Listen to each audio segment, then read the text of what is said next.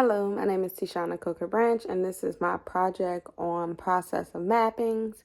This is just a quick video portion and explaining of the different categories, but I'm also going to explain how my hospital has done a walkthrough and all of the different parts that go into our walkthrough.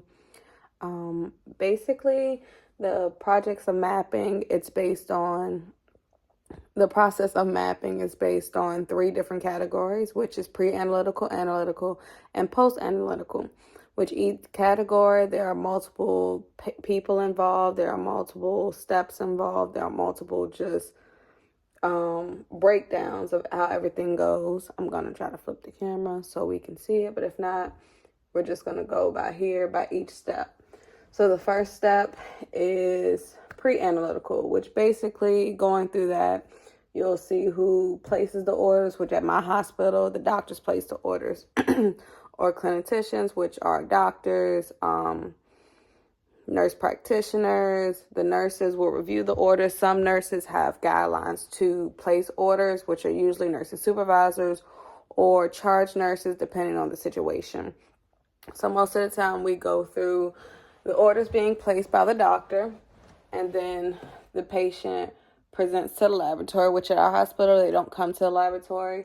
They'll usually stay on the floor or be in the ER, and we'll get a call from either the nurse or the technician who is drawing them over there. Most of the time, we don't see the requisition forms unless we go into Epic. At our hospital, we use Sunquest and Epic, and we have a central link that links all of them. So the requisitions will usually go to the nurse, or we'll get the requisitions during the downtime.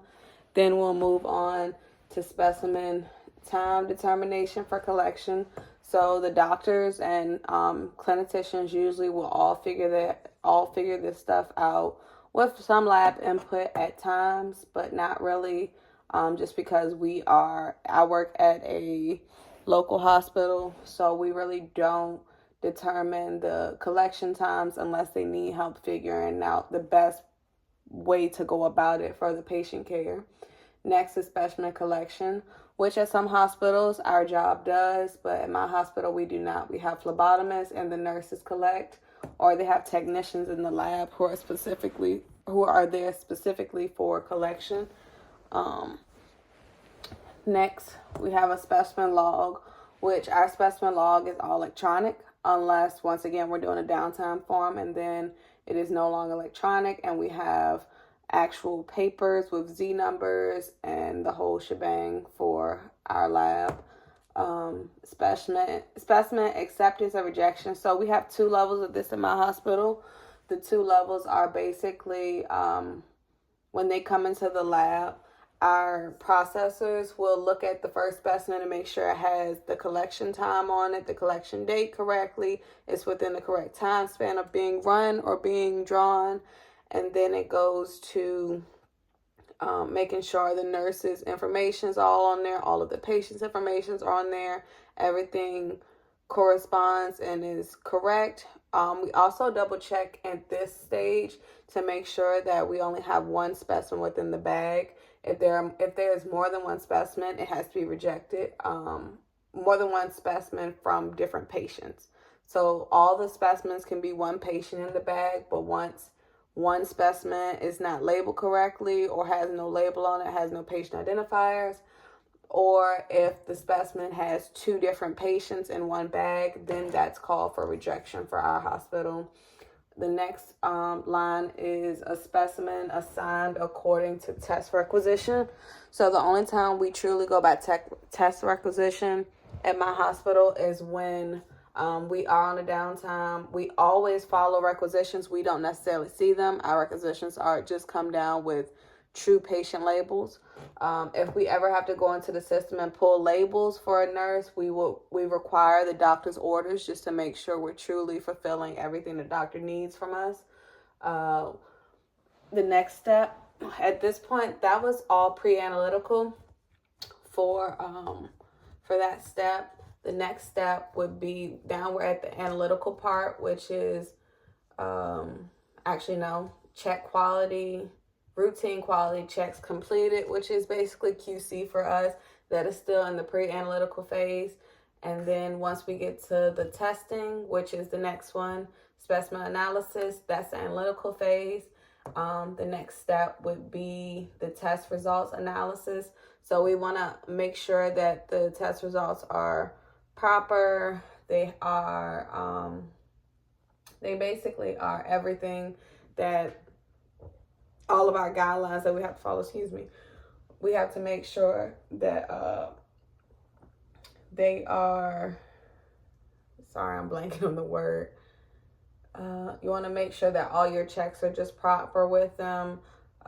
Usually we run QC for all of this. You want to make sure none of your patient results have any abnormal flags, anything that needs to be diluted, anything that would stop the patient's results from being correct. So we have to double check to make sure that we're actually looking at the results correctly, transpiring the results correctly, but also reporting them correctly.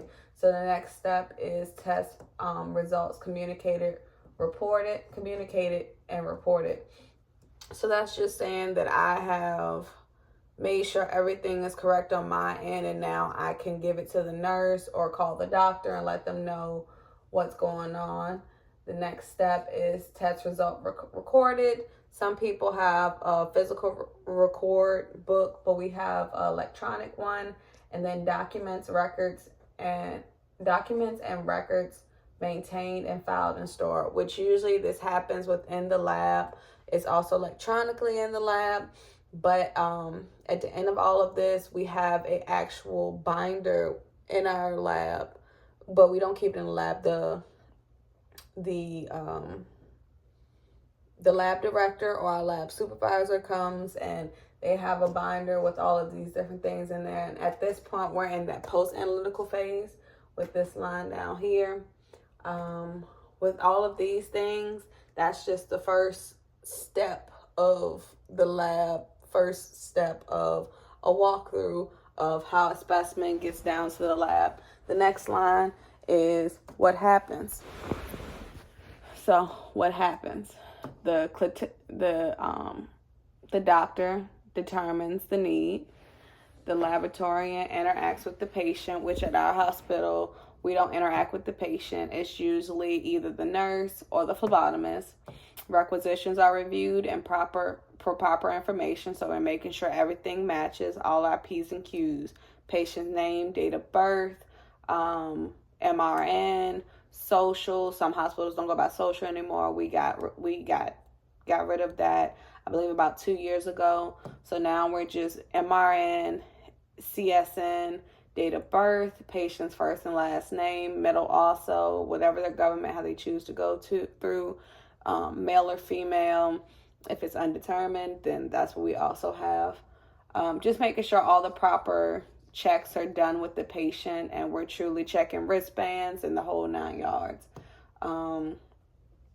Then we also note specific requests or specific test requests and determine what type of sample is needed. And most of the time with this step, some nurses know what they're doing. Some nurses call down to the lab. We always advise our nurses, if you are unsure about what to draw, how to draw it, what specimen to put it in, what kind of specimen it is, what tube to put it in, please call the lab, because usually we have the means to look it up if we don't know, and we can help you get to it as quick as possible to help the patient care be streamlined. The next step would be with specimen collected, blood drawn from patients, sputum, urine, stool, or other specimens are collected. We get all of those specimens at my hospital. Pretty much, some of them have viral media, some of them don't. So we just get a call asking which one. Sometimes we are the only people that have the media in the lab, and so we'll get a call about what media is needed in the lab. What media is needed on the floor for the patients, and we'll usually either figure out where the specimen is, or figure out where the tube is, or figure out how to get it to them. And then we make an appropriate information record in the specimen log. We have multiple specimen logs. So we have specimen logs for things that get sent out, because we don't do all of the different tests at my hospital. We also have specimen logs for things that we have to divide to go to different hospitals, things that are irretrievable specimens, all different categories of different specimen logs. A lot of them are electronic, some of them are by hand. It just depends on the type of specimen at the moment.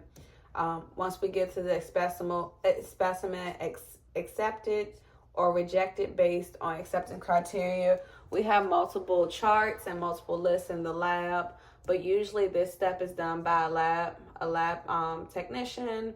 Sometimes some phlebotomists will try to, but we prefer to let, it's tech's discretion at my hospital, so we prefer to let the tech decide if it's accepted or rejected based off of our SOPs. Then we will be informed if the test needs to be run as stat, routine, if multiple tests need to be done, which test needs to honestly be done first. We centrifuge and send outs versus in-house testing. So we can get a specimen that's on the same exact tube that's sent out and within house, and we have shared labels at my hospital. So we will always try to get the in-house specimens done first, or the in-house tests done first, and then we will send it out as soon as possible. But overnight with our work, we really don't have a lot of carriers coming through. We usually just have one carrier in the morning and one carrier right before we start. And then we pretty much hold everything unless there is a stat situation. Then we will call a stat carrier for that send out. But we would try to get our in-house done as soon as possible, because a lot of send outs do have a shorter turnaround time and they are not allowed to go over that time. And just sometimes travel can be that a lot of time. Prior to testing, determine if the proper routine of QC reagent, validation, equipment, maintenance, and calibration are completed, which we do this at every 8 hours for most tests, and then some tests every 24. But pretty much the techs will be doing this throughout the day while we're getting specimens ready, or if we have a specialized test, we'll pull up an SOP and figure out what we need to do. But for the most part, we are always making sure our QC is correct, because we want to give the patient the most reliable results possible. Next, we will run the analysis on the specimen. The last one, well, not the last one, but another one is review test results for accuracy, legibility, and validity, cross-checking to assure proper quality monitoring, which we have a QA system at our hospital. We have a whole QA network, which is about 4 women. And so usually within 24 hours, you'll get an email, love letter, some people call it, letting you know, like, hey, you missed this. Hey, this wasn't right. And at that point, we'll get told what we have to do next, if we have to do a look back, or if we have to credit out the patient's results for any reason, like, we'll get this check done. We do our own checks in-house each day, at the end of each day, which I pull a QA, which is a quality assurance. And I just double check to make sure I truly called every critical. I called every delta. I also made sure that I documented myself properly. And I went through all these different steps. And this is also, I keep forgetting to put the post-analytical. So we are now at the post-analytical phase. The analytical phase of this part started at the specimen rejection, and it ended at the run specimen. Now we're reviewing the results. Next, you will call the nurse or the clinician if a critical value it needs to be reported.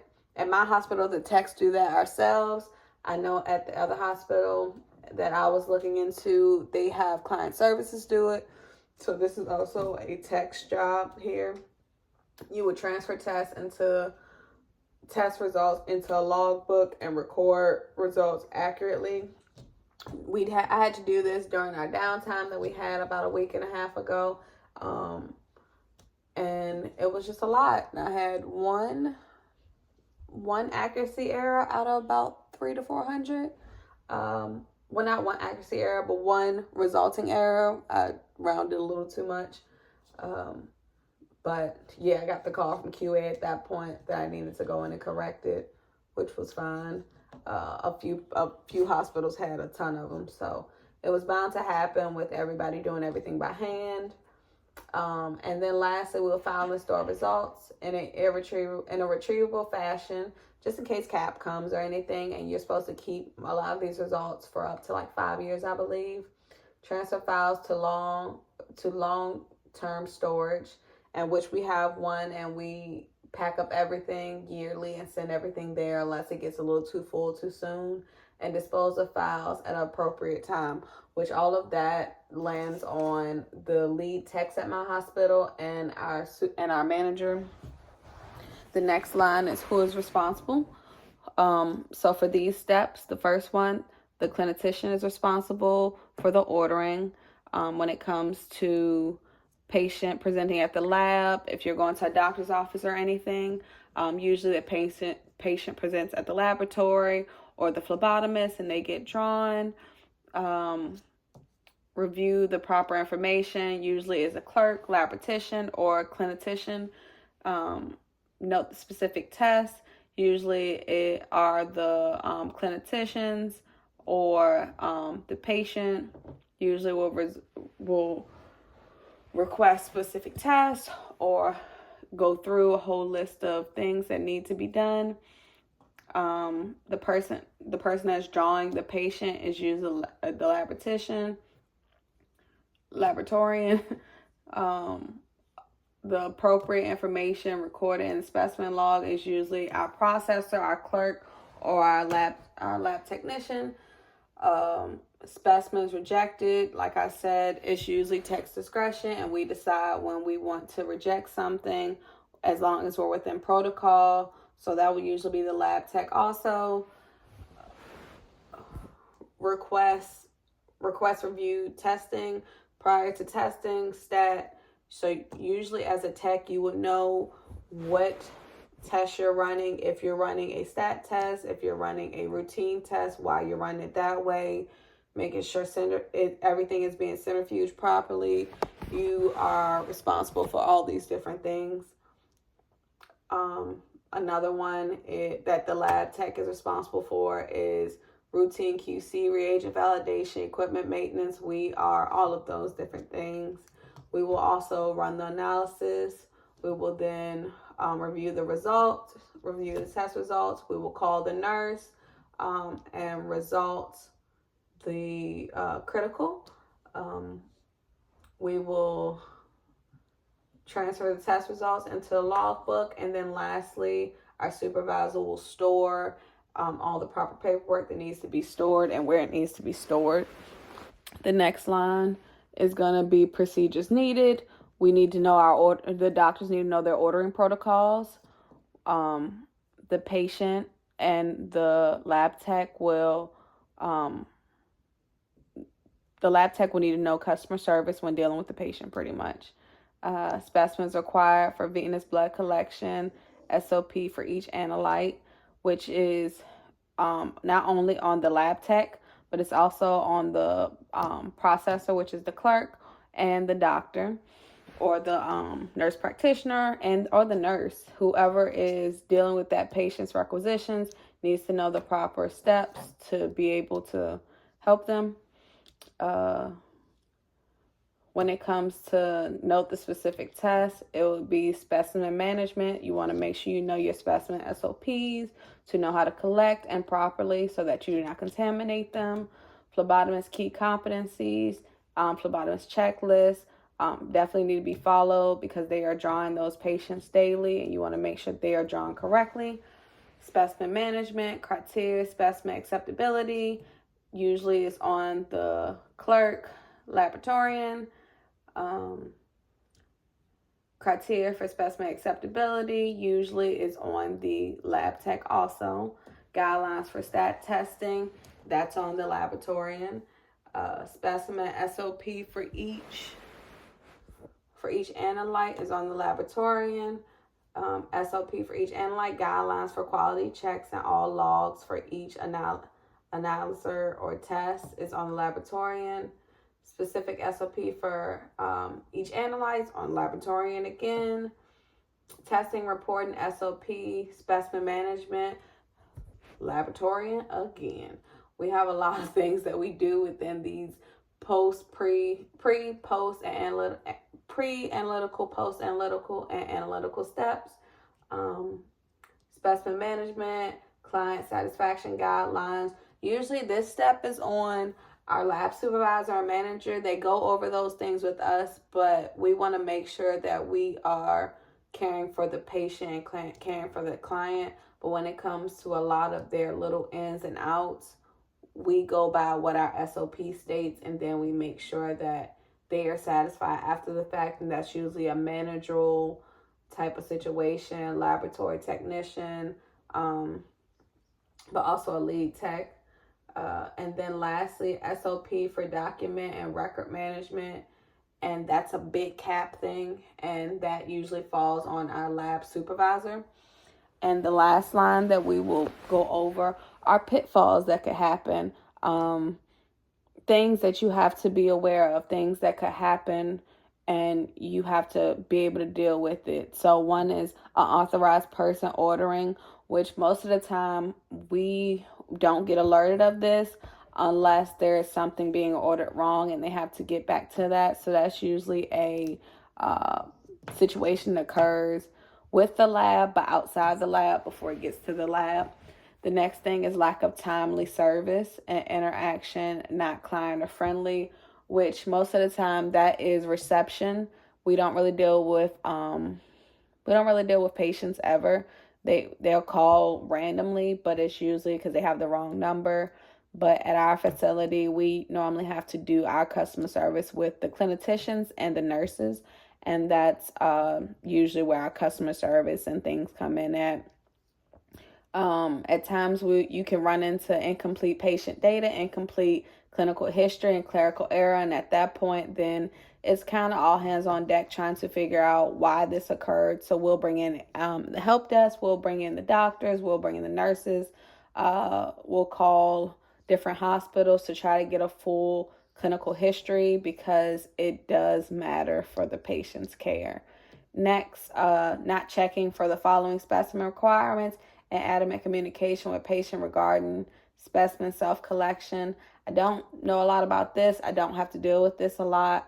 It's very rare that we deal with specimen collection, self-collections, just because, as I said before, I work in a hospital. So most of the things are done in a hospital. Blood, wrong tubes, incorrect amount of blood, injury, no blood specimen, incorrect specimen or incorrect collection procedure, and properly labeling, which happens a ton for us. It's happened less since we've gotten phlebotomists, but it's still a big thing, especially the incorrect blood amount. That happens a lot for me with blue tops. A lot of nurses don't realize there's a line on the tube, so when I have to call and give them that, it's kind of not the happiest call, but then they learn something from it. I've had a ton of issues with the non-bloods also. I had a nurse tell me that her entire floor did not know how to do a occult blood card.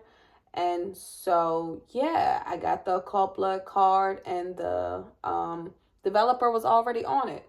So, needless to say, I had to reject it.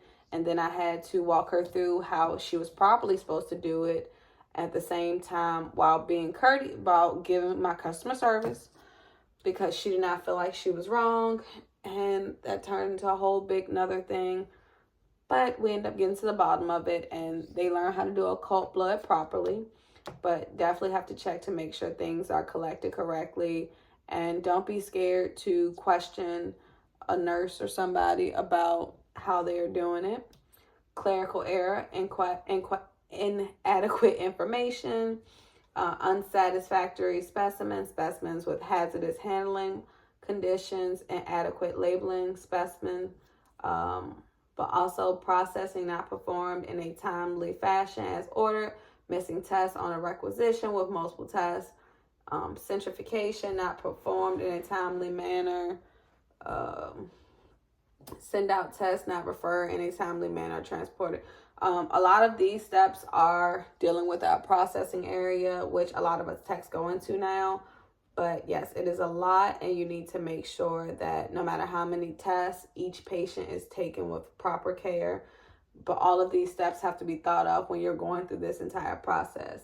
But also QC not done properly, or out of control, and adequate troubleshooting and proper calibrations. All of these things Laboratorian is always has to be on, because we need this to make sure that we are giving patients accurate results. Not following SOPs is another thing, or taking shortcuts that could end very badly for a tech.